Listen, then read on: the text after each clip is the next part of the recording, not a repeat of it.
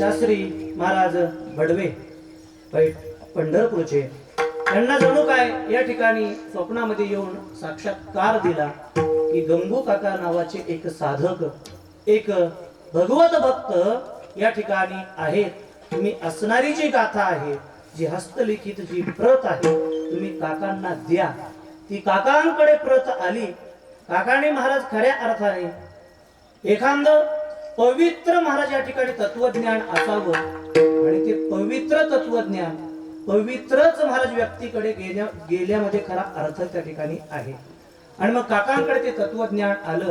काकांनी फक्त ते या ठिकाणी महाराज पूजेसाठीच त्याचं या ठिकाणी विवेचन केलं नाही, तर काकाने त्या अक्षरांची सेवा केली.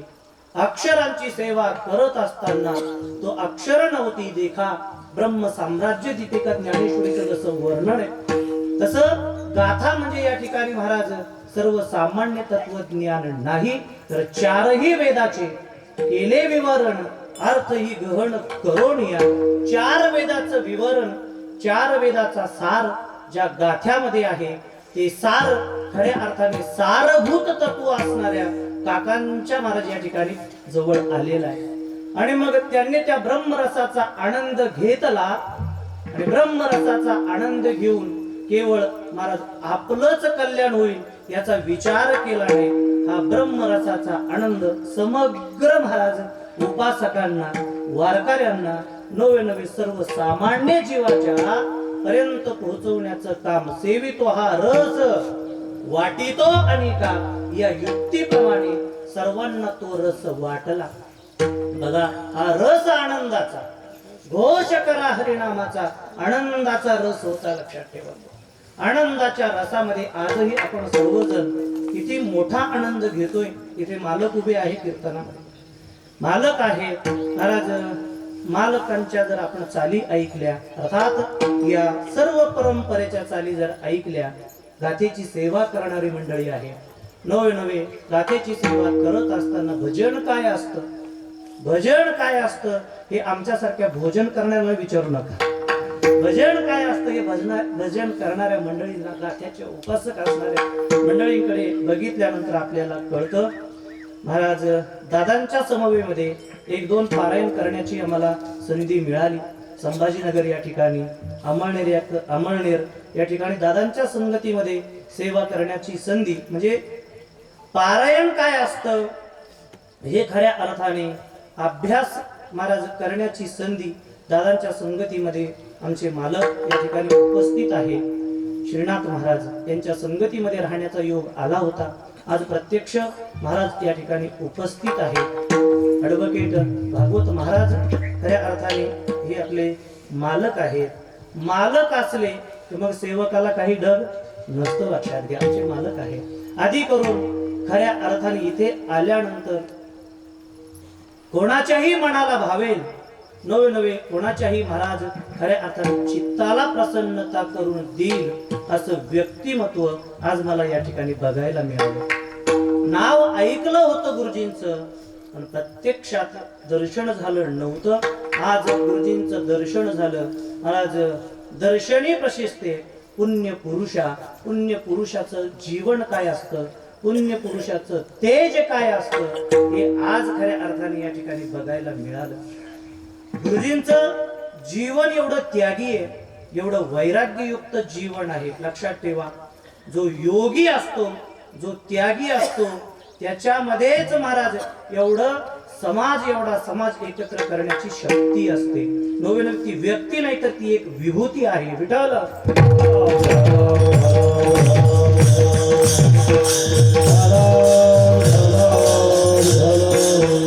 एवढं मोठं महाराज या ठिकाणी सुंदर मंदिर या शब्दाचा अर्थच करत असताना मी सांगितलंय रम्यता, दिव्यता आणि भव्यता ज्या ठिकाणी नांदते त्याला मंदिर म्हणतात. मला इथे आल्यानंतर सांगितलं गुरुजींनी महाराज अनेक विद्यार्थी घडवण्याचं काम केलं.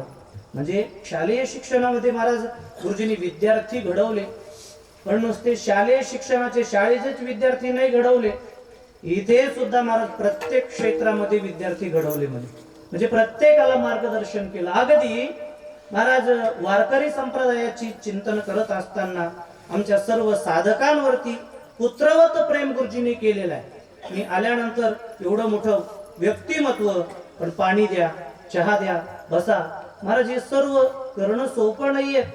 म्हणजे ज्ञानोबारायांच्या भाषेमध्ये, नवे तुकोबारायांच्या भाषेमध्ये महाराज सर्व स्वाला जिंकलेले हे महात्मे, नवे राव आणि रंक महाराज या समदृष्टीने बघणारे गुरुजी मला या ठिकाणी दिसले. गुरुजींनी हे सुंदर भव्य दिव्य मंदिर बनवलं. मंदिर बनवून सर्वांसाठी महाराज दरवाजे खुले केलेले आहे. नवे साधकांवरती प्रेम करणारे गुरुजी, साणप गुरुजी या ठिकाणी आहे.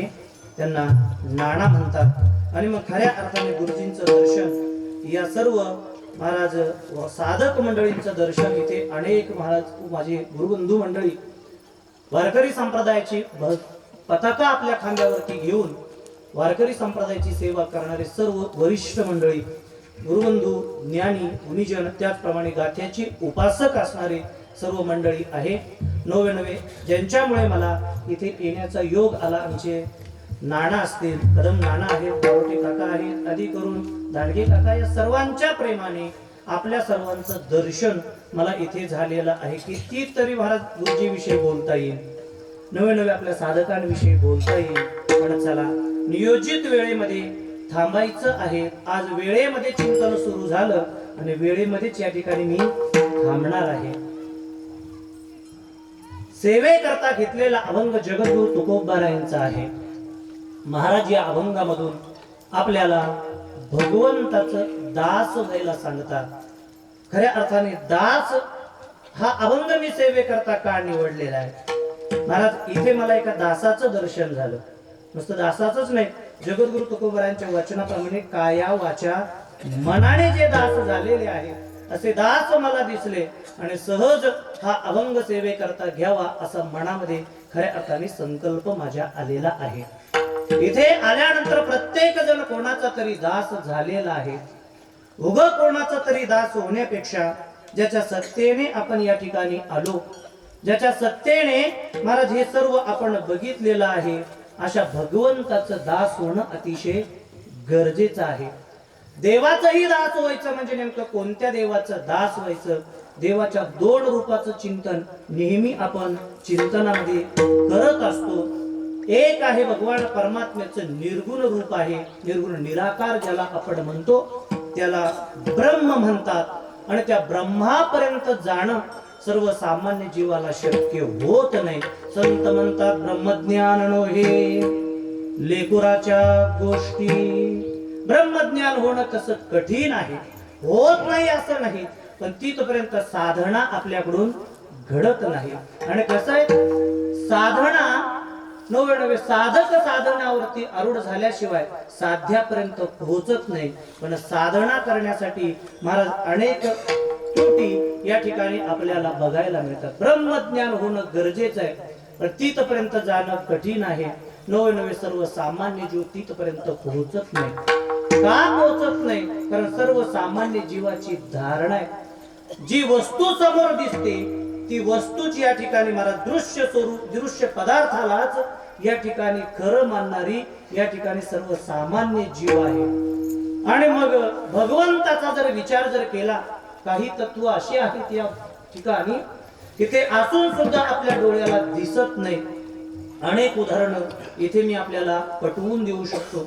मी कीर्तन करतोय, आपण सर्वजण ऐकताय, कीर्तन ऐकतात म्हणून एवढी शांतता खऱ्या अर्थाने या मंडपामध्ये लादलेली आहे. मी आपल्याला विचारतो, माझा आवाज जो आपल्या कानापर्यंत येतो, आवाज येतो ना आपल्याला, म्हणून तर तुम्ही सर्वजण या ठिकाणी कीर्तन ऐकताय.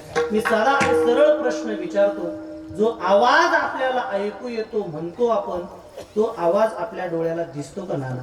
दिसत नाही. आता पुढचा प्रश्न विचारतो, का दिसत नाही? का दिसत नाही असा प्रश्न जर निर्माण झाला तर आवाजाला रंग नाही, म्हणून आवाज डोळ्यांनी दिसत नाही. जरी दिसत नसला तरी आवाज नाही असं आपण म्हणू शकत नाही, कारण आपण कीर्तन ऐकतोय. अनेक उदाहरणे माझ्या हातामध्ये या ठिकाणी हे फुलाची माळ बांधलेली आहे, हातामध्ये आहे, पण सुगंध माझ्या नाकाला येतोय. आता माझ्या नाकाला जो सुगंध दिसतोय, तुम्हाला फुलं दिसत असतील पण सुगंध दिसतो का नाकापर्यंत येणारा? नाकापर्यंत येणारा सुगंध दिसत नाही म्हणून सुगंध नाही का? सुगंध आहेत हे आपल्याला मान्य करावं लागतं. तसा निर्गुण निराकार असणारा भगवान परमात्मा, ज्याला आपण ब्रह्म म्हणतो, ते ब्रह्म जरी आपल्याला डोळ्याने दिसत नसलं तरी सुद्धा ते आहेत हे आपल्याला या ठिकाणी मान्य करावं लागतं. मी सांगितलंय आपल्याला, ज्या तत्वाला, ज्या वस्तूला रंग नाही ते असून सुद्धा डोळ्याने दिसत नाही. भगवंताचं एका ठिकाणी चिंतन केलंय, रंग नाही रूप नाही नाही वर्ण छाया, रंग नाही रूप नाही नाही वर्ण